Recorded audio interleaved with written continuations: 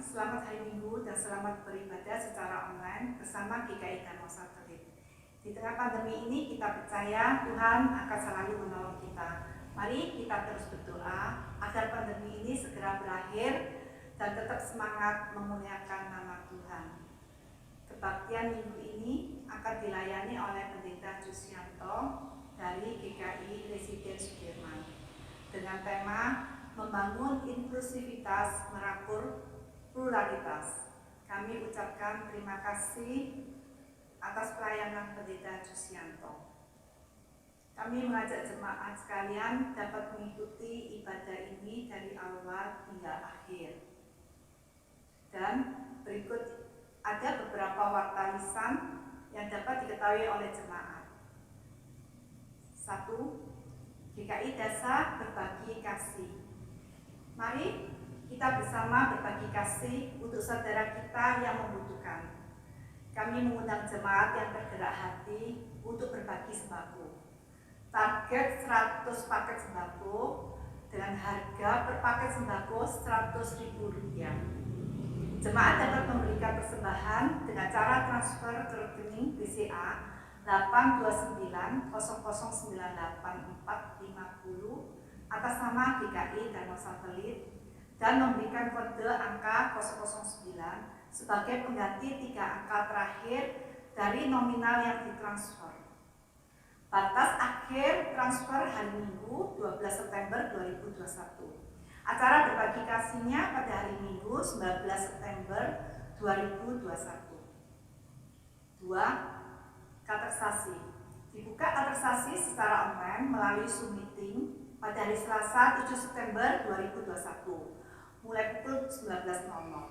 Katersasi ini dapat diikuti oleh anggota baptis anak GKI Dasa maupun simpatisan yang ingin menjadi anggota jemaat GKI Dharma Satelit berusia minim 15 tahun. Pendaftaran bisa menghubungi kantor gereja GKI Dasa, telepon 7311513 atau WA 0815 5948178 atau dapat menghubungi Pendeta Andi Gunawan dengan WA 082110003682. Berikut adalah warta video yang dapat kita saksikan bersama.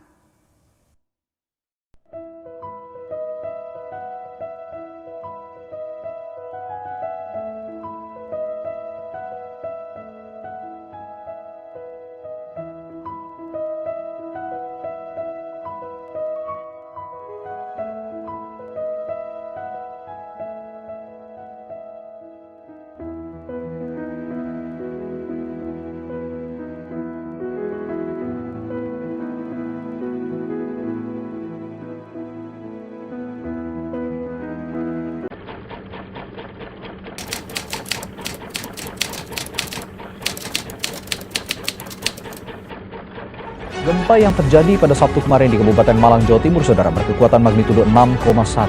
Gempa juga dirasakan hingga Pulau Bali dan Lombok dengan kekuatan yang berbeda-beda. Pusat gempa berada di 96 km arah selatan kota Kepanjen, Kabupaten Malang, Jawa Timur pada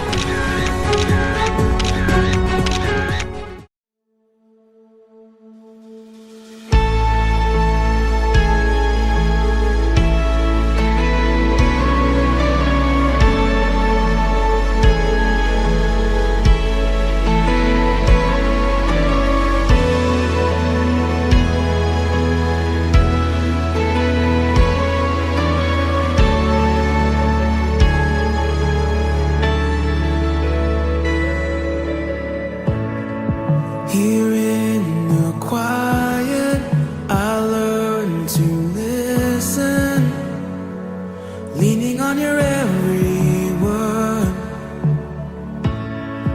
unarmed and open, pretense is broken, letting go of all I hold. You don't hesitate, so why would I wait to be heart to heart, where I come to know you day to day? I'm aware of heaven face to face.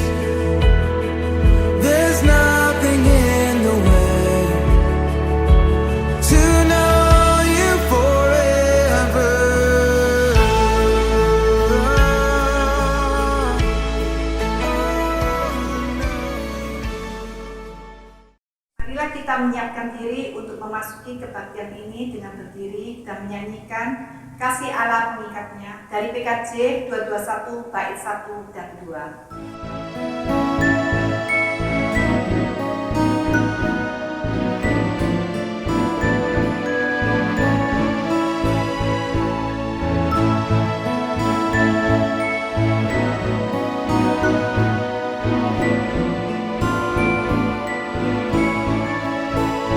Kasih Allah pengikatnya bagi kita umatnya, kita disatukan oleh Roh Allah, kita satu di dalamnya.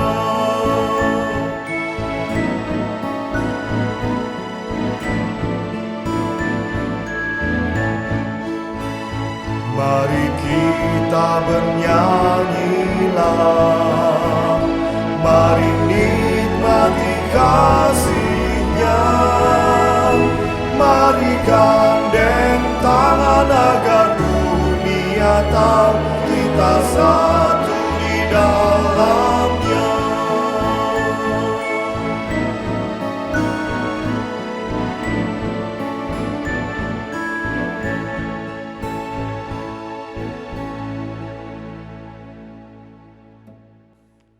Kebaktian ini berlangsung di dalam nama Bapa, Putra, dan Roh Kudus.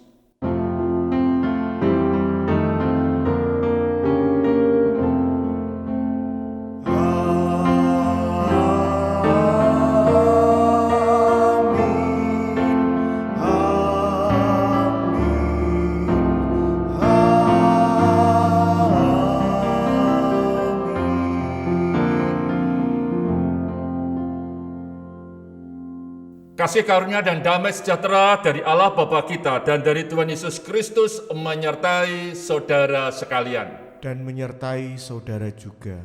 Bapak, Ibu, serta saudara-saudara sekalian dipersilahkan duduk. Hari ini kita akan bersama-sama mengumuli sebuah tema, membangun inklusivitas, merangkul pluralitas.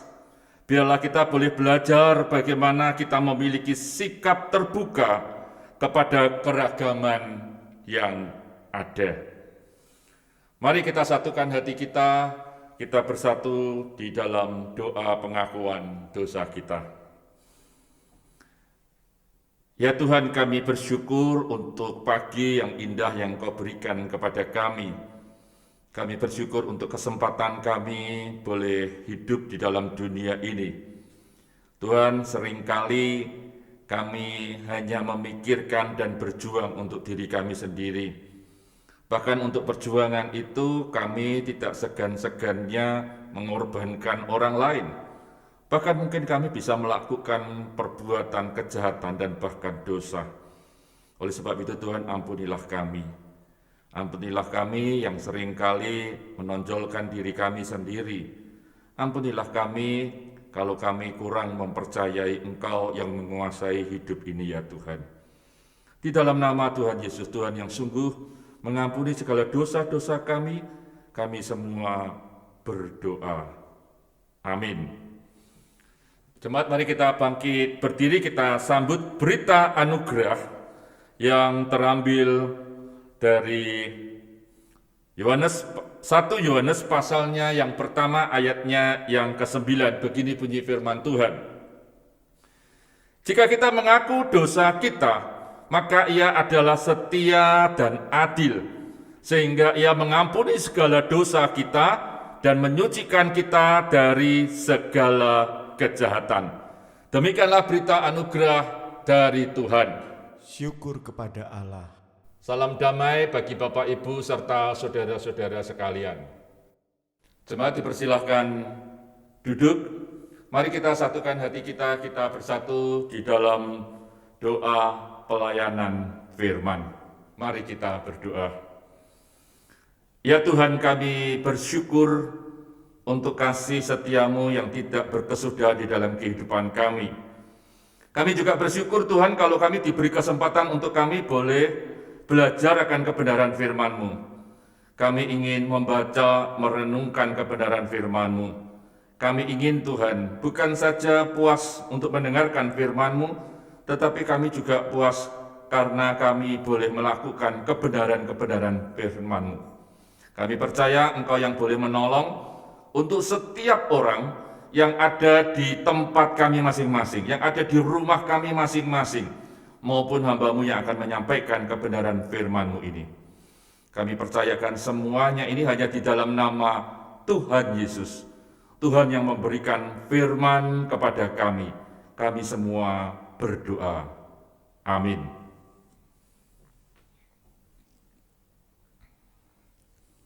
Bapak, Ibu, serta saudara-saudara sekalian, bacaan kita terambil dari 1 Korintus pasalnya yang ke-9, ayat 19 sampai ayatnya yang ke-23. 1 Korintus pasal 9 ayat 19 sampai 23. Begini bunyi firman Tuhan. Sungguh pun aku bebas terhadap semua orang, aku menjadikan diriku hamba dari semua orang, supaya aku boleh memenangkan sebanyak mungkin orang. Demikianlah bagi orang Yahudi, aku menjadi seperti orang Yahudi, supaya aku memenangkan orang-orang Yahudi.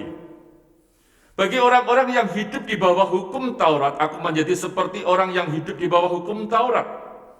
Sekalipun aku sendiri tidak hidup di bawah hukum Taurat, supaya aku dapat memenangkan mereka yang hidup di bawah hukum Taurat.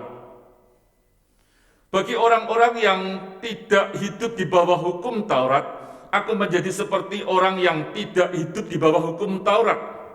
Sekalipun aku tidak hidup di luar hukum Allah, karena aku hidup di bawah hukum Kristus, supaya aku dapat memenangkan mereka yang tidak hidup di bawah hukum Taurat.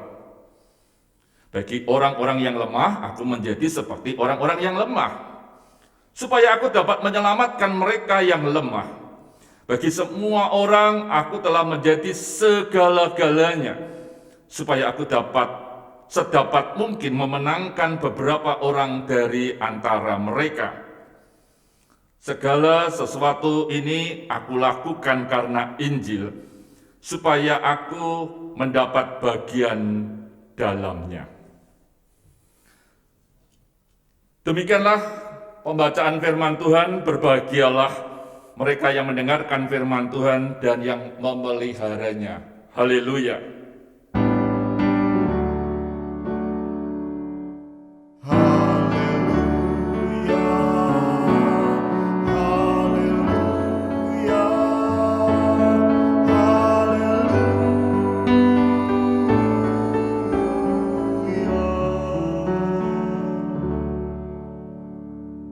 Bapak, Ibu, serta saudara-saudara sekalian, tema kita hari ini adalah membangun inklusivitas dan merangkul pluralitas.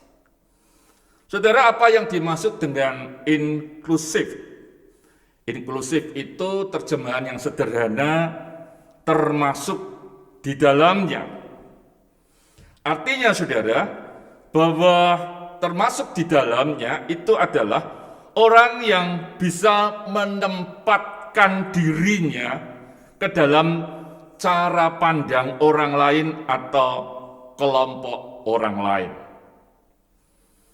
Ada juga yang menyatakan bahwa cara pandang seseorang melihat perbedaan yang ada itu bisa dibedakan dari orang-orang yang punya sikap inklusif dan sifat eksklusif. Kalau orang yang memiliki pandangan inklusif, mereka akan memandang positif perbedaan yang ada. Tetapi kalau orang itu memiliki sikap eksklusif, orang itu akan memandang negatif untuk setiap perbedaan yang ada. Jadi saudara, secara sederhana, sikap inklusif adalah sikap yang terbuka terhadap perbedaan yang ada, sikap yang terbuka.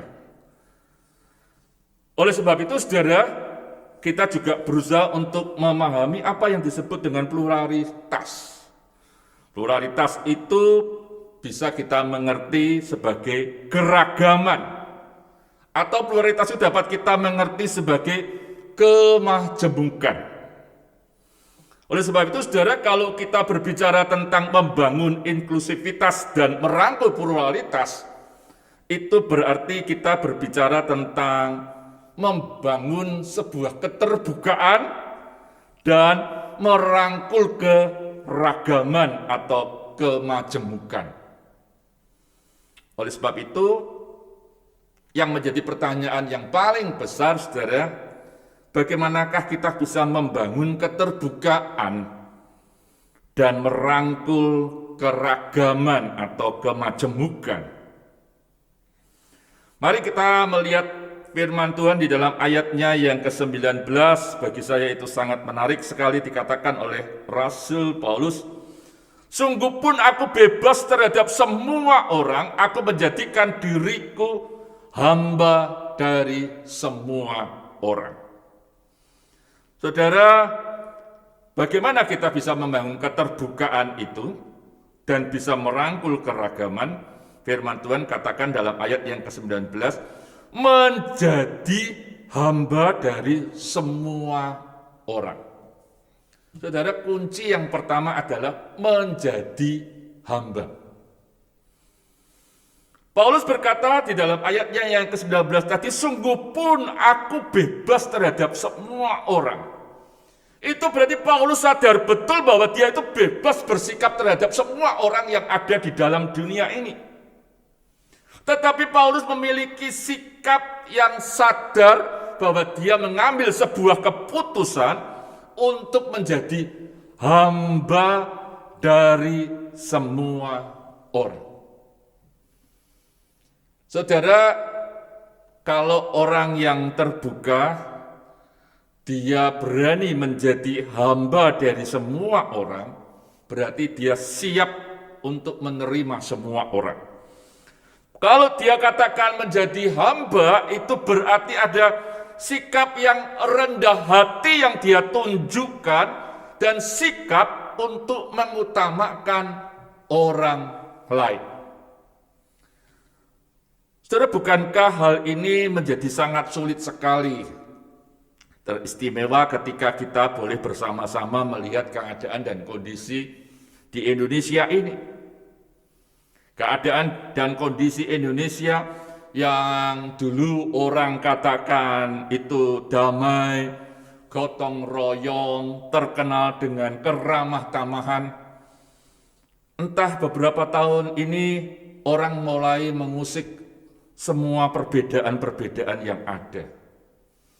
Orang mulai memikirkan bagaimana golongannya, bagaimana sukunya, orang mulai meragukan orang lain, dan orang mulai menjadi orang-orang yang tertutup.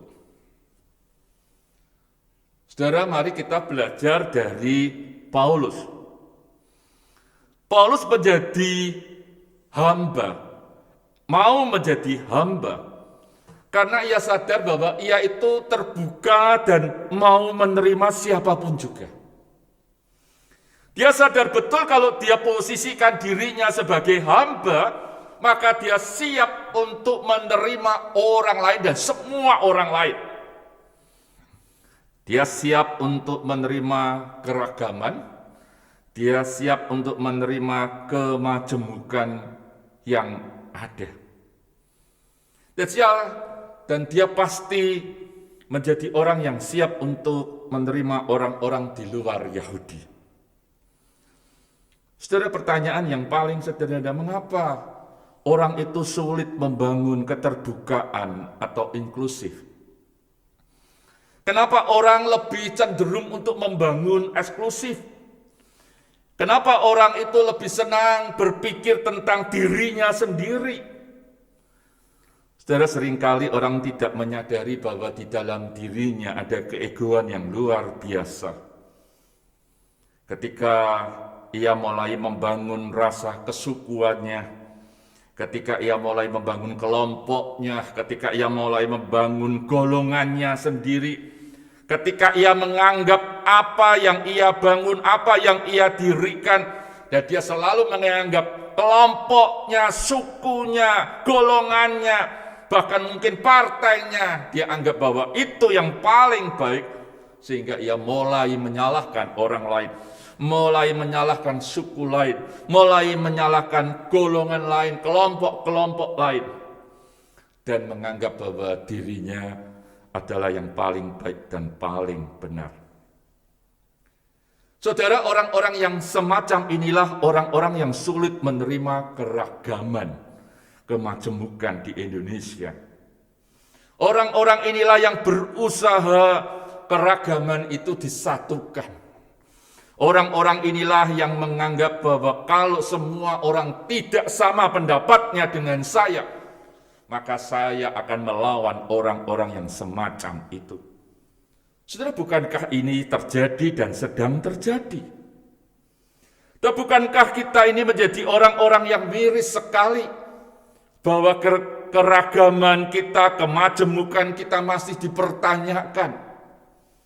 Dan yang paling konyol adalah orang mulai memikirkan siapakah yang layak dan tinggal di Indonesia ini. Bukankah seharusnya kita sudah selesai memikirkan semuanya ini?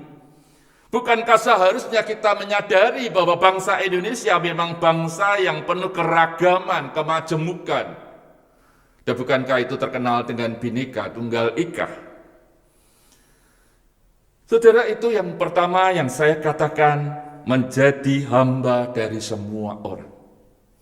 Rasul Paulus sadar betul bahwa ketika dia mau mendekati orang-orang yang dia ingin beritakan kabar baik atau Injil itu, ia justru membangun keterbukaan. Ia justru mulai mempercayai orang lain, dan dia ingin keterbukaannya itu betul-betul boleh dirasakan oleh semua orang. Saudara, yang kedua, bagaimana membangun keterbukaan dan merangkul keragaman. Yang kedua, saudara, di dalam ayat 20 sampai 22 itu berbicara tahu siapa yang dilayani. Saudara, yang pertama saya katakan, untuk kita bisa membangun keterbukaan dan merangkul keragaman, kemajemukan, kita harus menjadi hamba dari semua orang itu. Dan yang kedua, tahu siapa yang dilayani. Saudara, tentang keterbukaan saja tidak cukup, bahkan saudara, Paulus yang menyatakan dirinya sebagai hamba pun juga saya rasa tidak cukup. Tetapi bagi Rasul Paulus, dia tahu siapa yang akan ia layani. Maka ia katakan, bagi orang Yahudi, ia menjadi seperti orang Yahudi. Bagi orang yang hidup di bawah hukum Taurat, dia menjadi orang yang hidup di bawah hukum Taurat, atau dikatakan seperti orang yang hidup di bawah hukum Taurat. Bagi orang yang tidak hidup di bawah hukum Taurat, dia juga katakan seperti orang yang tidak hidup di bawah hukum Taurat. Saudara, ini menyatakan bahwa Rasul Paulus itu betul-betul ingin memahami siapa orang yang dilayani. Kalau di kalangan Yahudi, ia akan bersikap sama seperti orang-orang Yahudi. Kalau dia berada di luar orang-orang Yahudi, dia akan mencoba membaur bersama-sama dengan mereka, berkumpul bersama-sama dengan mereka, bergaul bersama-sama dengan mereka. Bahkan saudara, di dalam ayat yang ke-20 sampai 22 itu, teristimewa ayat yang ke-22 dikatakan, bagi orang yang lemah, bagi orang yang lemah, aku menjadi seperti orang yang lemah. Saudara, saya melihat Paulus begitu mengasihi orang-orang yang ingin didekatinya. Paulus membuka pikirannya dan dia mau menerima orang itu. Bukan hanya itu saja, tetapi Paulus sadar betul bahwa orang-orang yang dia dekati itu adalah orang-orang yang perlu uluran kasih Kristus. Maka ketika dia mendekati orang-orang itu, dia tahu betul bagaimana ia harus bergaul dengan orang itu, bagaimana ia harus kumpul dengan orang itu, dan bagaimana dia harus bersama-sama dengan orang itu. Memang tidak kita pungkiri, saudara, Paulus punya karakter yang cukup keras. Paulus punya karakter orang yang tidak segan menegur rekan kerjanya kalau rekan kerjanya salah. Betul, saudara. Tetapi Paulus sadar betul bahwa siapa yang saya layani itu harus saya kenal, dan saya harus mengenalnya dengan baik, tahu dengan baik, dan saya bisa melayani dia sebaik mungkin. Saudara, ini prinsip yang Paulus berikan kepada kita semua. Bahwa membangun keterbukaan dan merangkul keragaman, itu harus tahu siapa yang kita layani. Kita tidak boleh memaksakan pendapat kita tidak boleh memaksakan pendirian kita tidak boleh memaksakan ide-ide kita, tetapi kita mencoba untuk melihat keberagaman itu, dan kita menyadari bahwa itu semua adalah indah. Saudara, Paulus melihat adanya keragaman atau kemajemukan yang ada di dalam dunia ini. Dan Paulus ingin mengajak jemaat semua, ingin mengajak saudara dan saya, ingin mengajak kita semua untuk memahami bahwa sejak awal Tuhan menciptakan kita, sejak awal Tuhan menciptakan makhluk hidup, kita ciptaannya. Kita sudah diciptakan mulai dari banyak suku, banyak bangsa, banyak adat istiadat, banyak budaya yang ada dan yang melekat di kehidupan kita. Kita tidak akan pernah bisa menarik kembali dan kita akan berkata kepada Tuhan, Tuhan, bukankah lebih enak itu satu rupa saja, satu suku saja? Saudara, Tuhan tidak melakukan itu untuk dunia ini. Tetapi Tuhan justru memberikan keragaman, kemajemukan, supaya kita bisa saling menerima satu dengan yang lain. Oleh sebab itu, saudara, mari kita belajar dari bangsa yang kita kasih, yaitu bangsa Indonesia ini. Kita terdiri dari bermacam-macam suku, ratusan suku, bermacam-macam bahasa, budaya, dan itu semua tidak mungkin kita satukan, saudara. Itu tidak mungkin kita ingin menjadikan satu suku saja, satu bahasa saja. Bahkan saya katakan tidak mungkin kita akan menjadikan satu agama saja. Dalam menerima keragaman, kemajemukan, itu dibutuhkan hati yang siap untuk terbuka. Paulus sadar betul bahwa Paulus harus dapat bergaul dengan siapapun. Bukan saja bergaul, saudara, tapi Paulus sadar betul bahwa ketika dia berada di kota-kota di mana dia menginjili, di mana dia memberitakan Injil, dia harus dapat bekerja bersama-sama dengan banyak orang. Jelas, itu bukan orang Yahudi saja, itu orang di luar Yahudi. Jelas itu bukan orang Yunani saja, ada banyak ragam orang. Dan Paulus sadar betul bahwa dia harus bekerja bersama-sama dengan orang-orang itu. Oleh sebab itu, saudara, mari kita belajar bersama-sama, baik ketika kita bergereja maupun ketika kita berada di bangsa dan negara Indonesia ini. Mari kita berpikir bahwa keberagaman, kemajemukan itu pasti. Itu tetap ada selama-lamanya sampai kita mengembuskan nafas kita yang terakhir. Bahwa keberagaman itu tetap ada dan bagaimana kita menyikapi dengan baik. Dan kita belajar bagaimana kita bisa terbuka. Terbuka menerima keragaman. Bahkan saya katakan kita terbuka menerima perbedaan-perbedaan.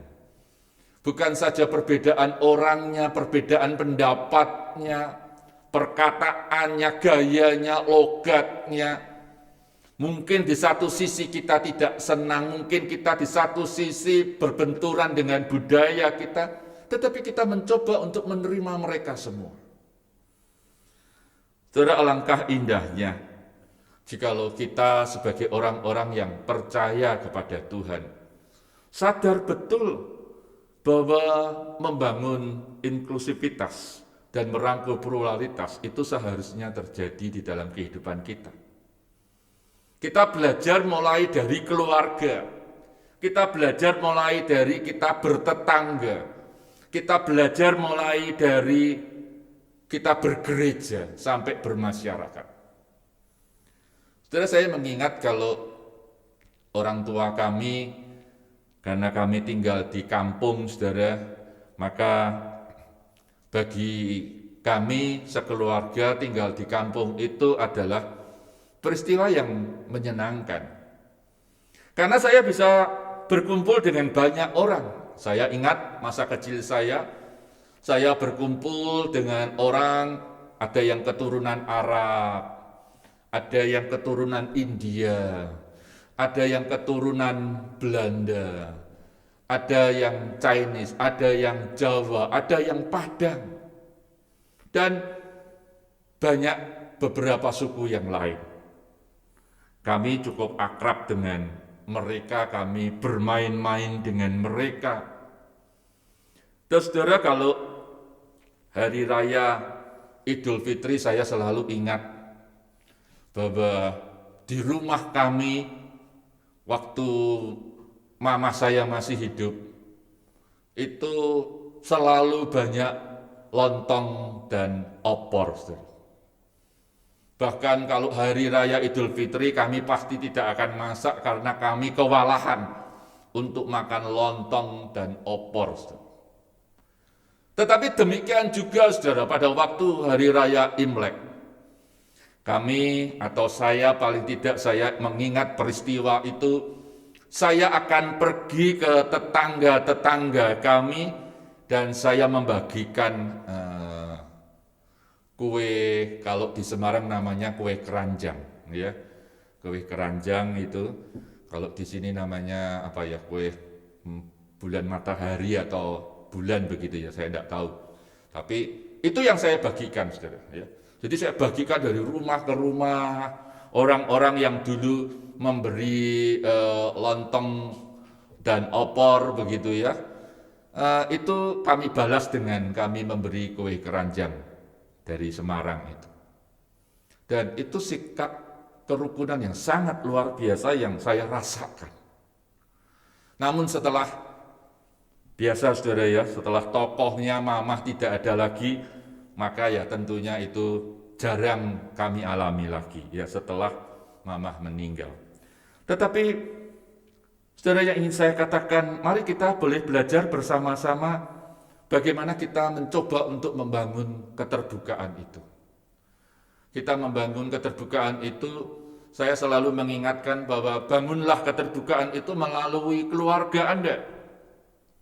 Melalui suami istri yang saling terbuka, melalui orang tua dengan anaknya yang saling terbuka, saling berbicara.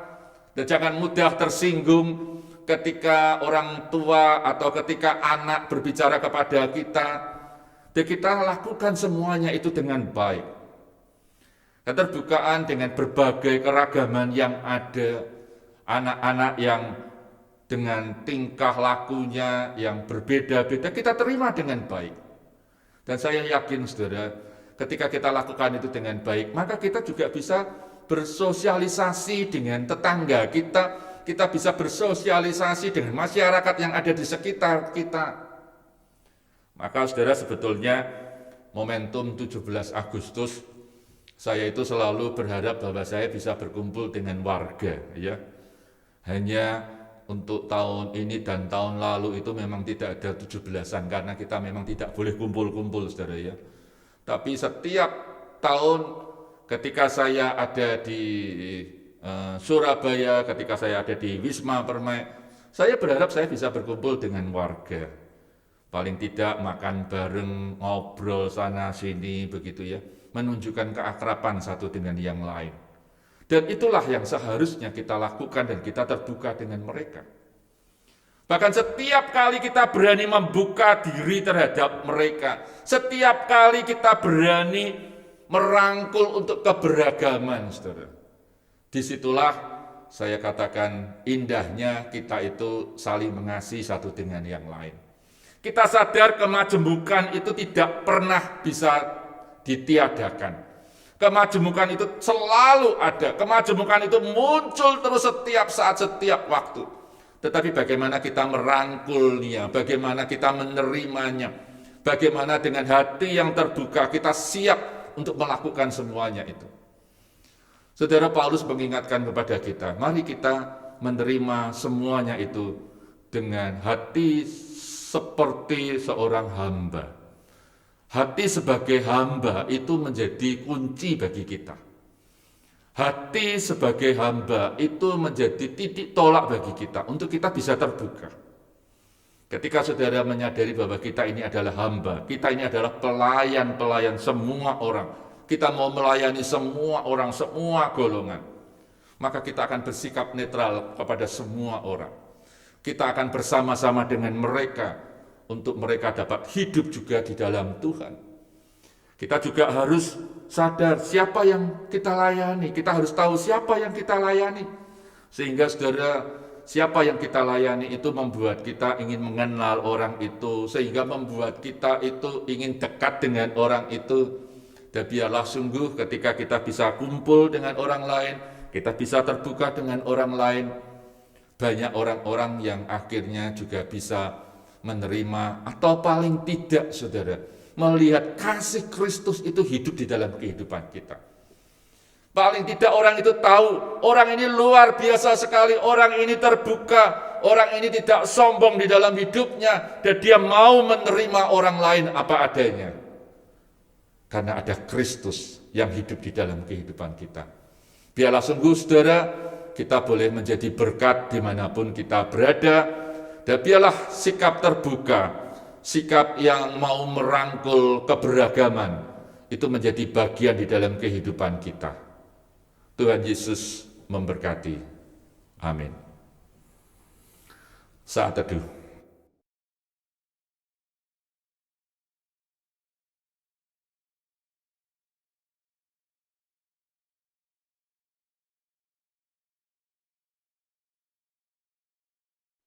Bersama umat Tuhan di sepanjang abad dan tempat, marilah kita membarui semangat iman kita dengan menyatakan iman percaya kita sambil berdiri.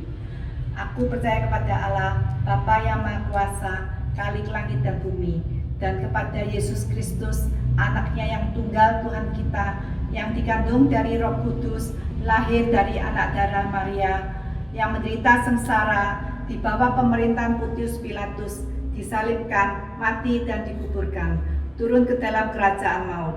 Pada hari yang ketiga, bangkit pula dari antara orang mati, naik ke surga, duduk di sebelah kanan Allah, Bapa yang Maha Kuasa. Dan dari sana ia akan datang untuk menghakimi orang yang hidup dan yang mati. Aku percaya kepada Roh Kudus, gereja yang kudus dan am, persekutuan orang kudus, pengampunan dosa, kebangkitan orang mati, dan hidup yang kekal. Amin. Silakan duduk. Mari kita satukan hati kita dengan kita bersatu di dalam doa syafaat. Ya Tuhan, kami bersyukur kepadamu ketika kami diberi kesempatan untuk boleh mendengarkan firman-Mu.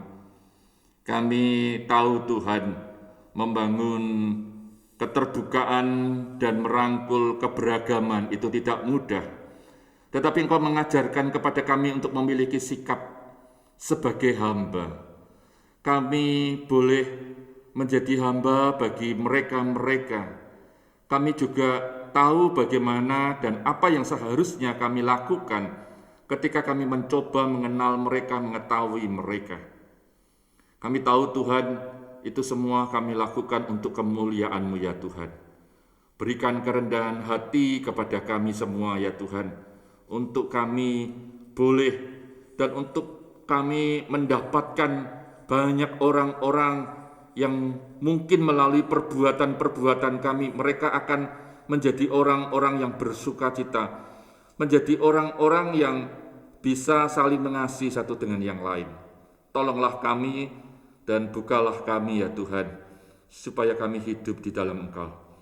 Demikian juga kami terus ingin berdoa untuk jemaat-Mu, biarlah Engkau boleh menyertai dan memberkati untuk setiap usaha dan pekerjaan mereka. Berkati Tuhan untuk keluarga demi keluarga. Berkati Tuhan untuk setiap usaha demi usaha, pekerjaan demi pekerjaan. Mari Tuhan Engkau yang boleh menolongnya. Untuk mereka-mereka yang saat ini di dalam keadaan dan kondisi yang sakit, kami berdoa biarlah Engkau sendiri yang juga akan menyembuhkan Tuhan. Tuhan, kami juga ingin berdoa teristimewa untuk negara yang kami cintai ini. Di dalam keadaan dan kondisi pandemi COVID ini, kami terus ingin berdoa untuk negara kami supaya negara kami dapat menangani persoalan pandemi COVID ini dengan baik. Kami bersyukur untuk tenaga kesehatan yang ada. Kami bersyukur untuk setiap dokter, untuk setiap perawat, untuk setiap apapun juga yang terlibat di dalam kesehatan ini. Kami berdoa biarlah Engkau sendiri yang boleh menyertai mereka, memberkati mereka, memberikan kesehatan kepada mereka dan keluarga mereka. Dan kami percaya Tuhan Engkau yang akan menolong mereka untuk mereka juga merasakan ketenangan di dalam kehidupan mereka ketika mereka ada di garda yang paling depan. Tuhan, terima kasih untuk semuanya ini. Tuhan, kami terus ingin berdoa untuk gereja-Mu GKI Dasa. Biarlah Engkau juga akan sertai dan berkati. Berkati untuk para pendetanya, berkati untuk para penatuanya, berkati untuk aktivisnya. Mari Tuhan Engkau yang boleh menolong mereka, menguatkan mereka, memampukan mereka untuk saling melayani satu dengan yang lain. Terima kasih Tuhan untuk semuanya ini. Kami mau menyerahkan kehidupan kami selanjutnya ke dalam tangan pengasihan-Mu Tuhan. Kami mau mempercayakan doa-doa kami ini hanya di dalam nama Tuhan Yesus yang mengajarkan doa kepada kami.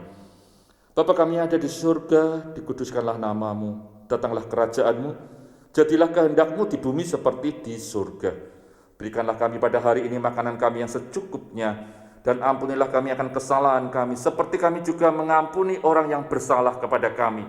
Dan janganlah membawa kami ke dalam pencobaan, tetapi lepaskanlah kami daripada yang jahat. Karena Engkaulah yang mempunyai kerajaan dan kuasa dan kemuliaan sampai selama-lamanya. Amin. Kini tiba waktunya bagi kita memberikan persembahan. Bagi jemaat yang rindu memberikan ucapan syukur pada Tuhan melalui gerejanya dapat diberikan melalui rekening atau QR Code yang tertera pada layar ini. Nats persembahan diambil dari Matius 5 ayat 45. Karena dengan demikianlah kamu menjadi anak-anak Bapa-Mu yang di surga, yang menerbitkan matahari bagi orang yang jahat dan orang yang baik, dan menurunkan hujan bagi orang yang benar dan orang yang tidak benar.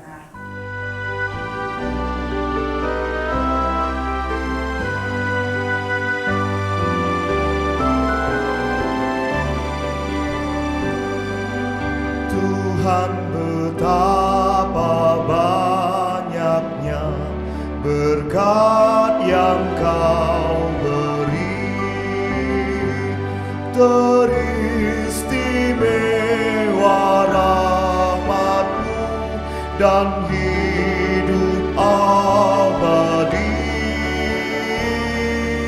Terima kasih ya Tuhanku atas keselamatanku. Padaku telah Kau beri hidup bahagia abadi.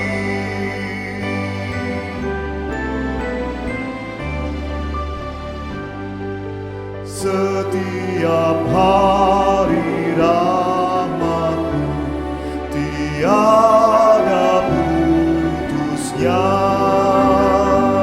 Hendak ku puji nama-Mu tetap selamanya.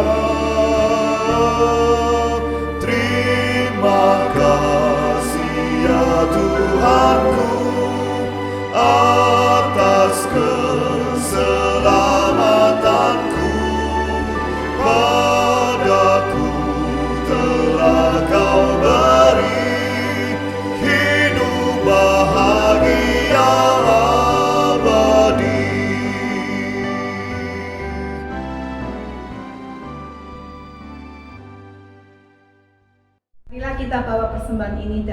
berdoa.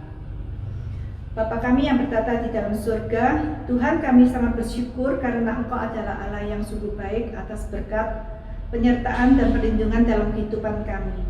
Terima kasih Tuhan, Engkau sungguh mengasihi kami, Tuhan, di dalam ibadah secara online kami ini. Kami ingin memberikan persembahan syukur kami kepada Tuhan. Berkatilah Tuhan persembahan ini, sehingga persembahan ini dapat dipakai untuk memperluas kerajaan-Mu dan hanya untuk kemuliaan nama-Mu saja. Terima kasih Tuhan, di dalam nama Tuhan Yesus kami berdoa dan mengucap syukur. Amin.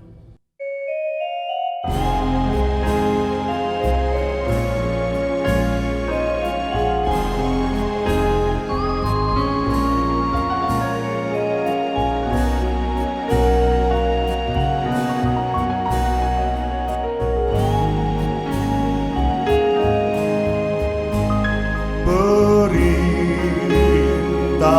baru ku beri padamu, agar di antara kamu saling mengasihi, sama seperti aku mengasihi. Sehingga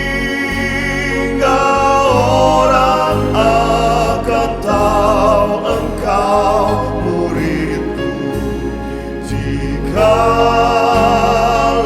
saling mengasihi.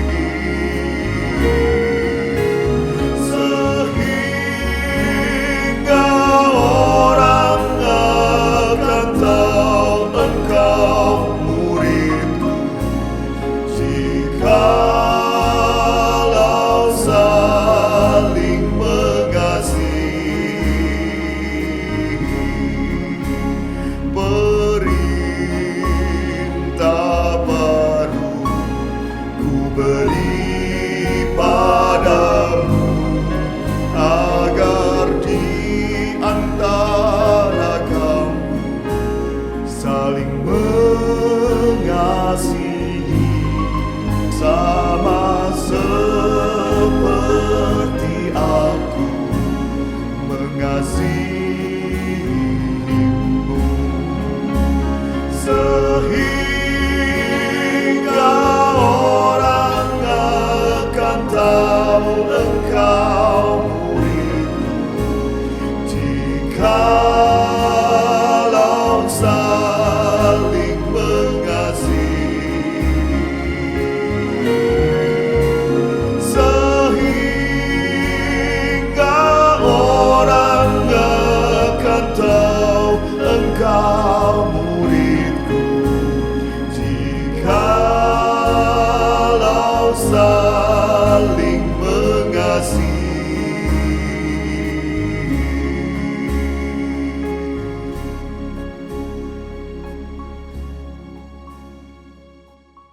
Jemaat sekalian, arahkanlah hatimu kepada Tuhan. Kami mengarahkan hati kami kepada Tuhan. Jadilah saksi Kristus. Syukur kepada Allah, Terpujilah Tuhan. kini dan selamanya. Jemaat sekalian, sekarang terimalah berkat Tuhan. Tuhan memberkati engkau dan melindungi engkau. Tuhan menyinari engkau dengan wajah-Nya dan memberi engkau kasih karunia. Tuhan menghadapkan wajah-Nya kepadamu dan memberi engkau damai sejahtera. Amin.